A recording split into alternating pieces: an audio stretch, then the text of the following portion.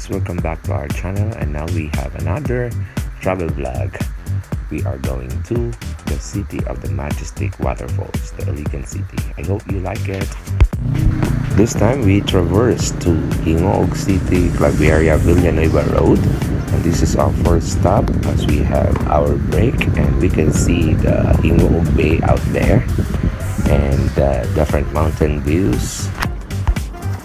Here with us is our car buddy, Reina, who will bring us to our road trip going to Iligan City.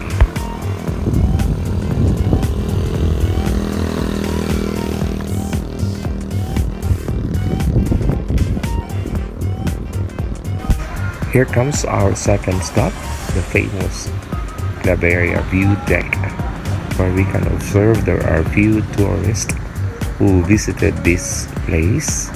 And we can observe that the flowers are already blooming because nakapagpahinga po ang lugar na ito sa mga turist.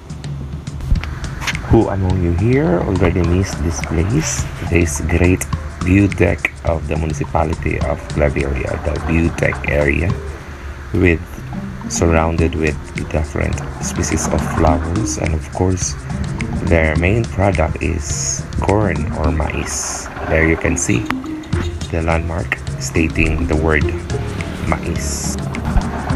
And now we are already at the city of the Golden Princess. Look at the traffic. The downtown is over there.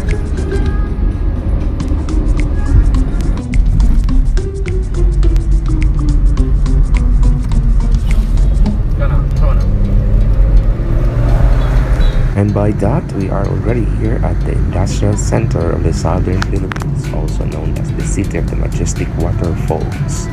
So we'll just enjoy the view here at Iligan City.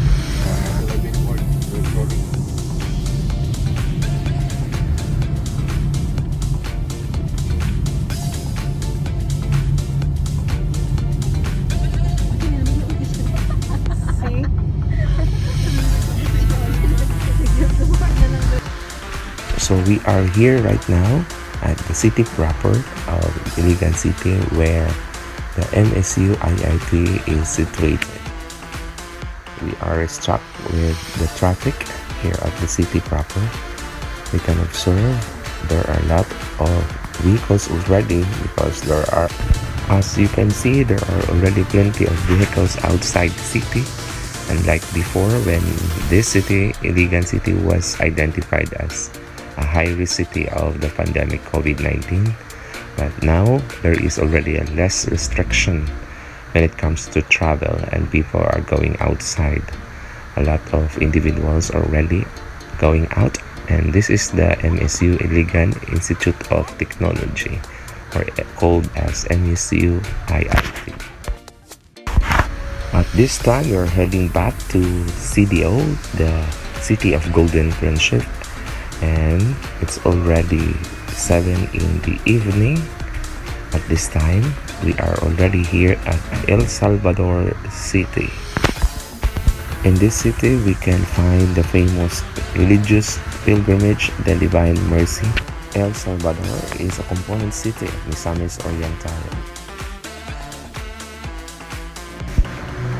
So it's already morning here at CDO. Let's have coffee session. And let's enjoy the morning here at Claveria City. Here is my wifey, a very annoying one. An early morning.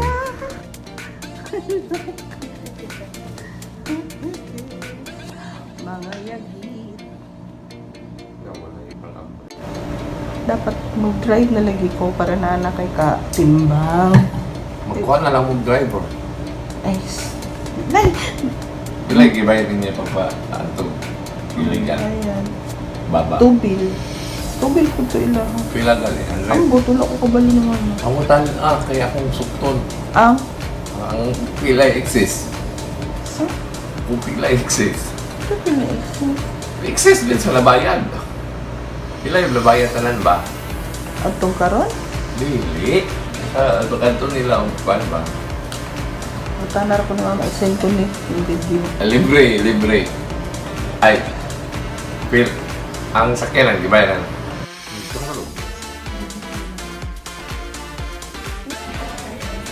So we are going to check out from this hotel, Leo Hotel. Thank you so much for a wonderful experience here at the Cagayan de Oro City. We are now preparing, heading back to our home.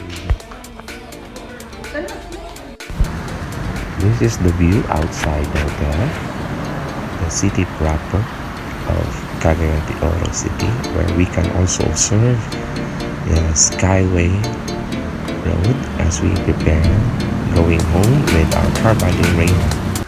So thank you so much for our experience here at the city, Cagayan de Oro. We are now preparing going back home to our city, Steelworks.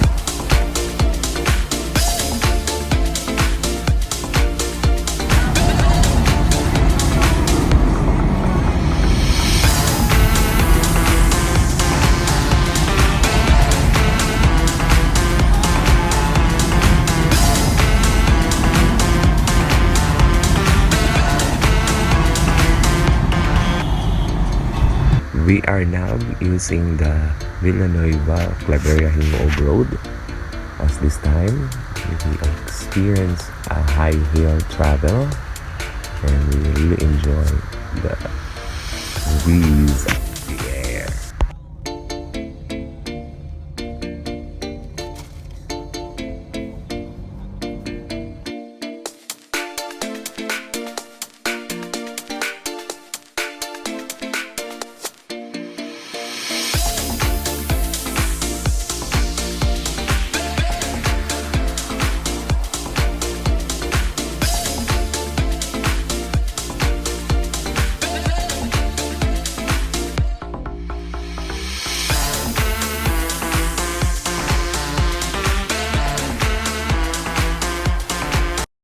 Hi, welcome to the municipality of Claveria. Here is the municipality of Claveria. This is our second vlog. We're going home back to Trinidad and Santos. Yesterday we have our Tarong diha. from Ep2 to Maria City of Iligan, and now we're heading back to our residence, our home. This time we're going to the view deck and experience the whole smooth air here at the mountain view.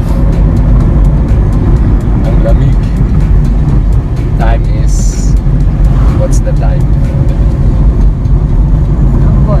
It's already 9, I think. Lapoy. 8 in the morning. Today is Friday. Chilling. Let's enjoy the wellness break because we could not have the academic break. Ngayon ang isda ng tampan. Okay. Experience the zigzag road. Feels like we are in Baguio.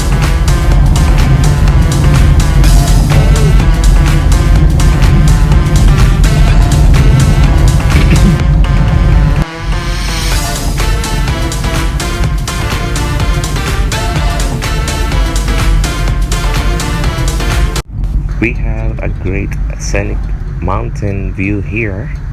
Seems like a Mount Mayon.